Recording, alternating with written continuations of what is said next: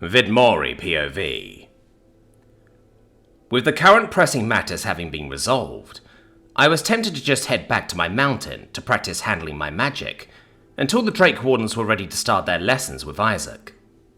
However, the fact that we're currently standing in a maze of webs that were built by giant spiders on an ancient graveyard that apparently had extinct magic trees specifically planted here, well, let's just say my curiosity was more than a little piqued.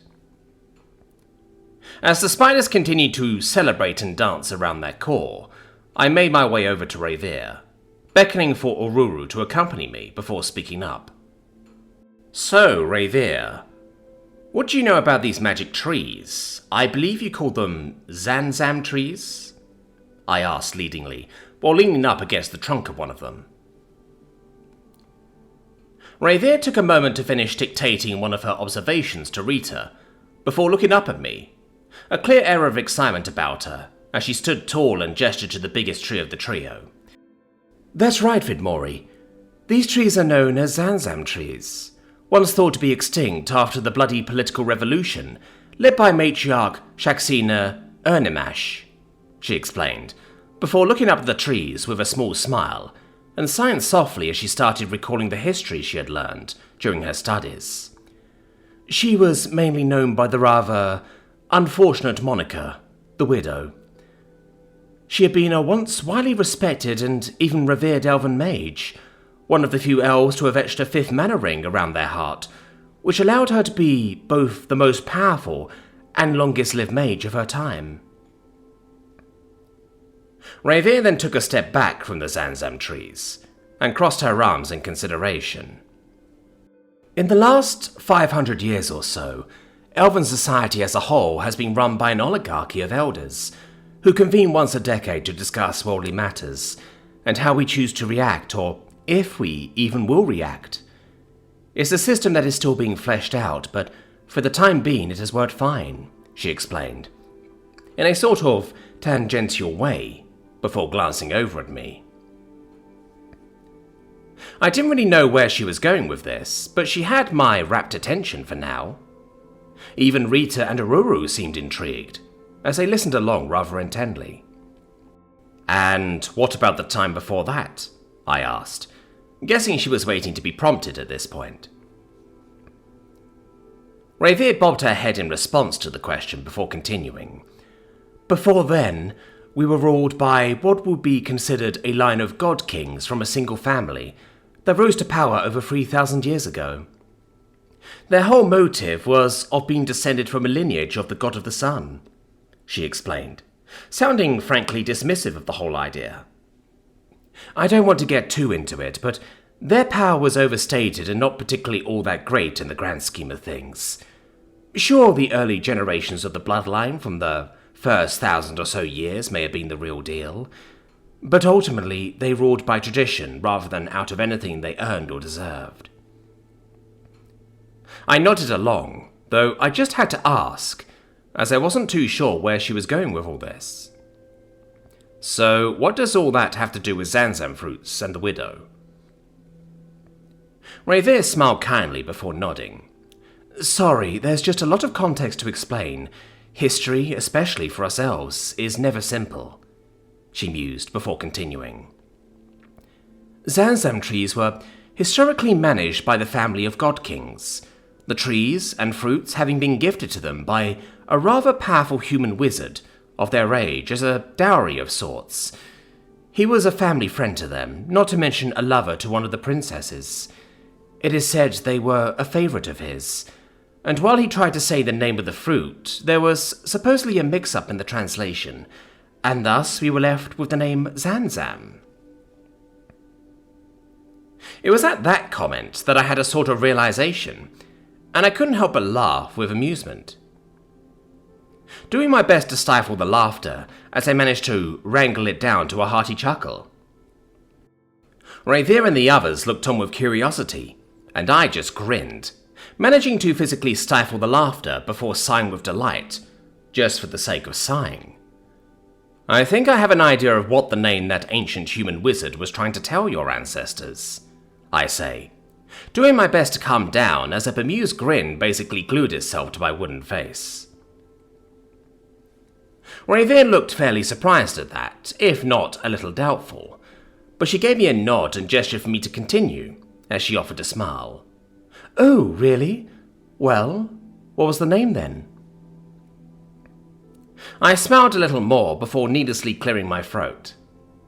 I believe the name they were trying to tell you was manzana. It's Spanish for apple, which is what I recognized your zanzam fruits to be. I couldn't help but chuckle, again, as I wiped at tears of laughter that weren't there. Though how your ancestors managed to butcher manzanza into zanzam is a complete mystery to me. Revere, for one, looked rather taken aback by that bit of info, when she started getting rather excited, as she gently plucked her journal out of Rita's hands and flipped to a different set of pages before taking down some fresh notes, as she scribbled things down. She had her own realization, as she glanced back over at me again. "Wait, does that mean that elven society as a whole was influenced by a human from another world? Like you?" I shrugged a little bit, not exactly sure how influential the human in question was. "Beats me. How important were those zanzam fruits?" I asked simply, as I settled back against the trunk of one of the trees again. Revere had to consider her words for a moment, before just looking rather stupefied, as she reflected on history as she knew it.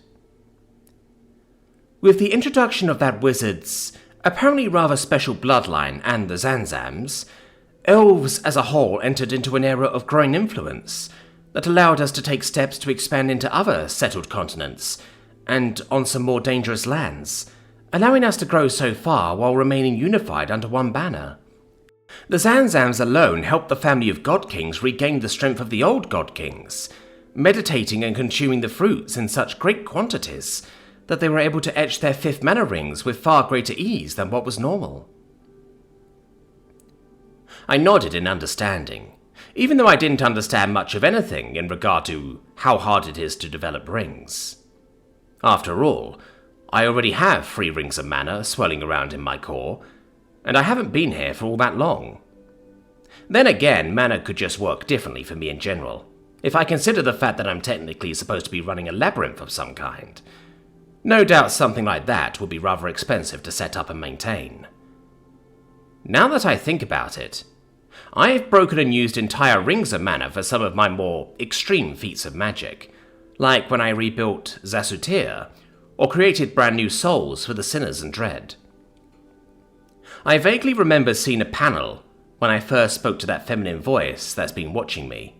Something along the lines of consuming souls or something? If I consider how many people and animals I've killed so far since coming here, well, that could also help explain my rate of growth. Revere thankfully didn't realize my ignorance at the gravity of having 5 rings of mana, or at how difficult it supposedly was to get to that point, as she looked up and regarded the trees while looking among the fruitlets.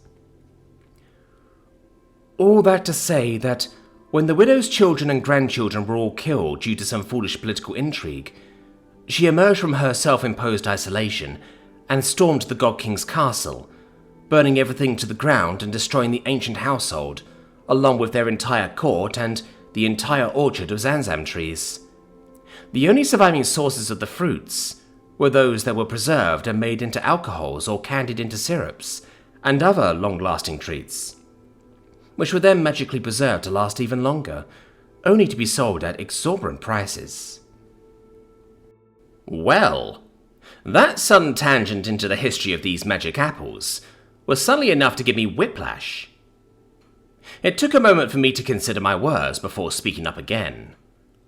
"Wait, so if that whole family was known for also having mages and the like, who also had 5 rings of mana, how could they all be wiped out by a single elf who also only had 5 rings? Not to mention, are these Zanzam fruits truly that potent?" Revere smiled a bit as she considered my questions, and I could sense her taking a moment to consider her words again. "Let me put it in perspective for you. Who would be stronger in a straight-up fight? You with a knife and your years of experience? Or a fool who barely knows how to handle a weapon, but said fool has a very strong gun with lots of ammo? I couldn't help but frown just a little bit at that example. I've lost a lot of good people to fools with guns, but regardless, I mentally shook my mild disapproval and considered her question more seriously. More often than not, I'd likely be able to kill the fool, getting away with few if not no injuries from the encounter. Revere bobbed her head expectantly before continuing. Now imagine you also had the strong gun, and lots of ammo, going up against a group of fools with similar weapons. How would you fare? I tilted my head side to side in consideration for a bit. With a healthy mix of luck and skill, I'd say I would be able to kill most, if not all of them, getting away with a few minor injuries and probably at least one serious one if it came to a straight-up fight. I'm not one to go charging in the front, after all, and usually I never let myself get caught in a straight-up fight, as that's often the fastest way to get yourself killed. So what you're getting at is the widow was a skilled warrior facing a group of fools? I asked, at least getting a better picture of things now that she's painted the scenario this way. Revere nodded intently. That's how the battle historians seem to break it down.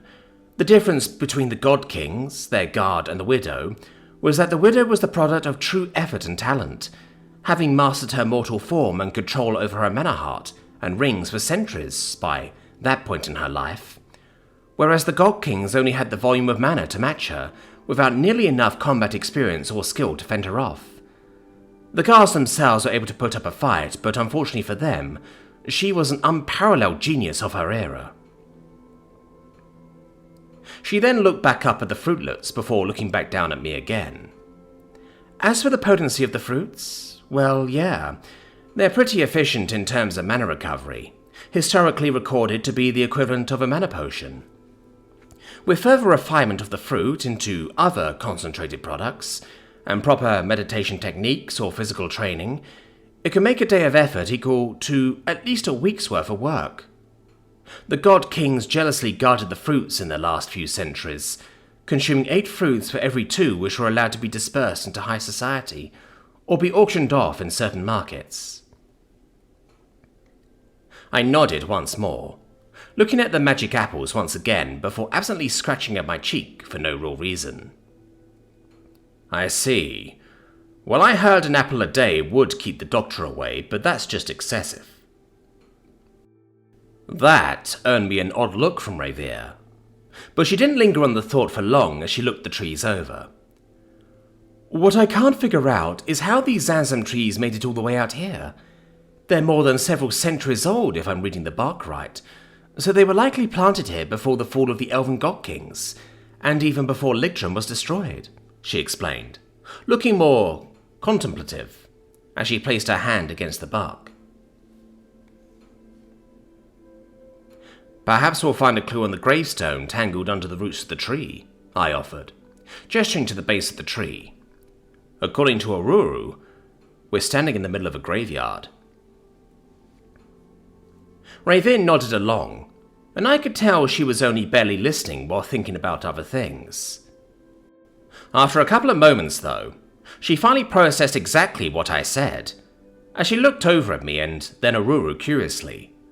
Wait, what? A graveyard? She parroted thoughtfully. I flashed an amused smile once she started paying attention again. That's right, a graveyard. With that said, I look over to Oruru and place a hand on his shoulder, tapping into the connection of our bond. Oruru, could you please look at the gravestone? Let's see what it says. Oruru bobbed his head in silent compliance as he closed his eyes, his manner swelling within his body when his perspective shifted and moved towards the tree. Looking through his eyes, we quickly found the gravestone in question, tangled in the roots of the tree while submerged in the dirt, like all the other gravestones.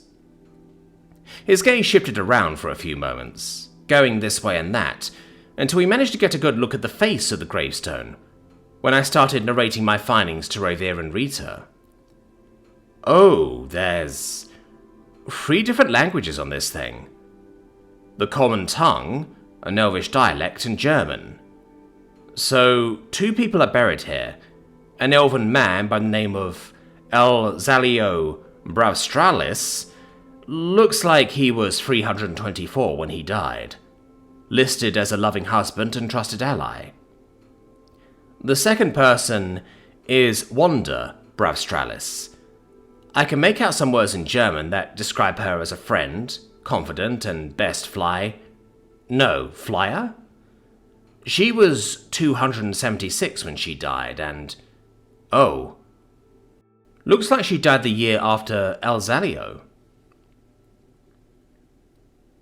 There wasn't much else to look at, and I couldn't translate the rest of the German writing on the gravestone anyway, so I pulled away from Ururu, looking through the eyes of my avatar once again, before offering him a small smile. Thanks for the help. Ururu appeared thoughtful, still staring down at the hidden gravestone for a few more moments, before looking over at me and bobbing his head again. "You're welcome, Vidmori. It was my pleasure," he said politely, though when he thought I wasn't looking anymore, I could sense him looking the gravestone over again.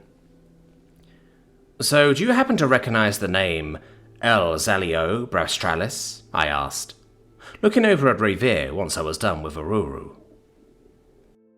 Revere, for her part, looked vaguely annoyed. She was clearly playing it up more than she actually felt, as she scoffed and shook her head. "It's not like I know every elf out there, Vidmori," she huffed, before smiling a bit as she scratched the back of her head. "But I suppose I could research him in the Bloodline Registry. He'd likely be vaguely important, maybe even affluent, or perhaps notorious if he somehow managed to not only get his hands on Zanzan fruit, but their seeds as well, which almost never left the grasp of the God Kings." I nod intently, looking out to the swarm of spiders who were still eagerly celebrating their core, not paying us any mind whatsoever at this point. Always did happen to make eye contact with me, despite being in the thick of it, as the spiders bobbed up and down or danced. She simply offered a small smile, one that managed to reach her eyes before giving her attention back to the spiders. Glancing back over to Revere and Rita, I quirk a brow while tucking my thumb into my pockets. "I think I'm done here for now. I'll be returning to my mountain and practicing with my magic until morning. What will you ladies be up to?" The 2 mages shared a look before smiling a bit, as Revere spoke up. "We'll be reviewing our memories of what we saw in Orbis's dungeon. I want to see if we can set up that strange summoning circle we saw, and figure out if we're able to make a spawner," she explained, though their excitement was clearly mounting, as she took up her journal from Rita and began preemptively looking over her notes. "Quite frankly, Vidmori, nobody has ever actually dreamwalked a scion as we have, let alone observed a core actually getting their scions and setting up their spawners. Even if we never actually share our findings, it's exciting to think that we may be the first people to actually study these in any actual capacity," she enthused, as the sense of unfiltered joy and delight just exuded from her. While I didn't really get it, I could appreciate that it was clearly important to them. So I nodded once more before flashing another smile. "Very well then. I'm looking forward to seeing the fruits of your research," I say, while doing my best to match their enthusiasm, even though I didn't fully understand the weight of it all. The duo made their way off first, walking out to the maze this time, as the ceiling to the web maze had already been covered up with a fresh patch of webbing at this point. Letting them get a head start so we're not awkwardly following each other, after having said our goodbyes, I hang around the blue core's chamber for a while longer, turning my attention over to Ururu, who was still zoned out and looking over the various gravestones again. I have a feeling he's studying them more intentionally now that he's had a better understanding of what they are. I watch him for a while longer before leaving him to it for now. He's obviously got something on his mind, and I shouldn't interrupt that until he's ready to talk about it. I eventually made my way out of the maze, having gotten just a little lost on my way out of the place. Now walking through the moonlit forest, I can't help but let my thoughts wander back to the gravestone. I had made one for Skylar once she moved on, her final resting place being that idyllic forest close to the lake. I wonder if anyone made a grave marker for me. Do they even know I'm actually dead yet? Was there enough to recover, or is my half-eaten corpse stumbling around somewhere? I sigh for no real reason, save for the sake of sighing, and shake away the thoughts. I ought to get to training sooner rather than later, so I don't have to linger on these thoughts for too long.